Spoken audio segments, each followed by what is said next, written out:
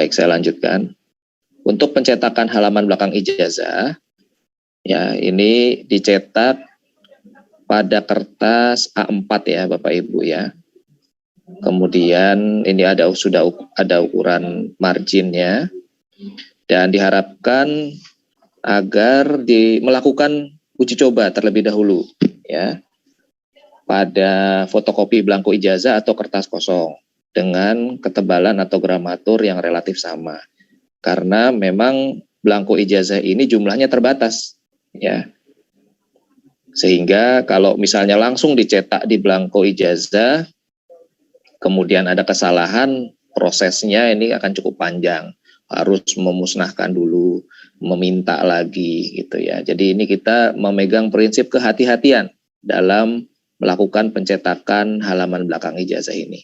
Nah, ini yang membedakan antara ijazah SMA dengan SMK ya. Kalau ijazah SMA ini halaman belakangnya kan sudah dicetak oleh pemerintah pusat. Sedangkan ijazah SMK ini harus dicetak sendiri. Karena kan ini kompetensi keahliannya beda-beda di masing-masing sekolah. Ya, jadi dimohon agar masing-masing satuan pendidikan berhati-hati pada saat melakukan pencetakan halaman belakang ijazah. Ada juga beberapa daerah yang mengkoordinasikan pencetakan halaman belakang ijazahnya di Dinas Pendidikan Provinsi atau kantor cabang dinas. Ini juga mohon untuk memperhatikan jangan sampai ada kesalahan pada saat pencetakan halaman belakang ijazah. Ya, terutama juga terkait pemilihan kompetensi keahlian ya Bapak Ibu ya.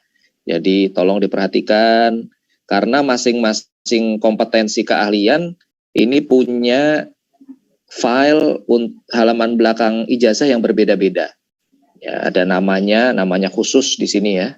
Ada penamaan kompetensi keahliannya sehingga memang harus betul-betul berhati-hati pada saat mencetak. Begitu juga harus memastikan bahwa mata pelajaran yang tercantum pada file ini sudah sesuai.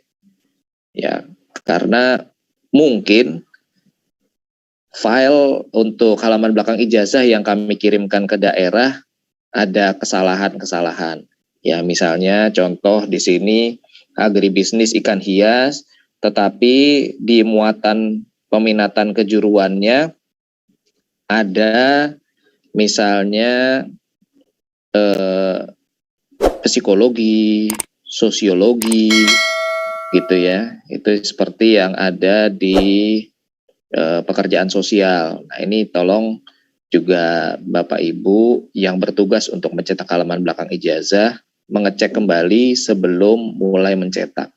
Ya, memastikan agar tidak ada salah cetak sampai berlembar-lembar.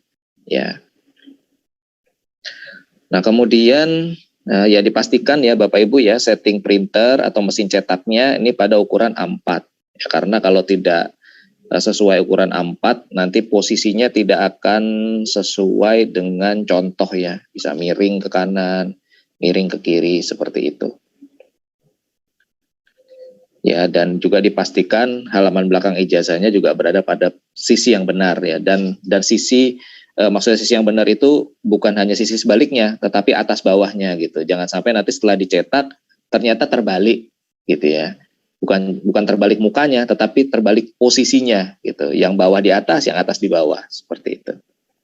Ya, dan juga yang mungkin perlu untuk sangat diperhatikan adalah daya tahan printer atau mesin cetak. Ya, biasanya kalau dulu itu nyetaknya itu sedikit dulu. Nyetak sekian lembar habis itu diistirahatkan. Nyetak sekian lembar diistirahatkan.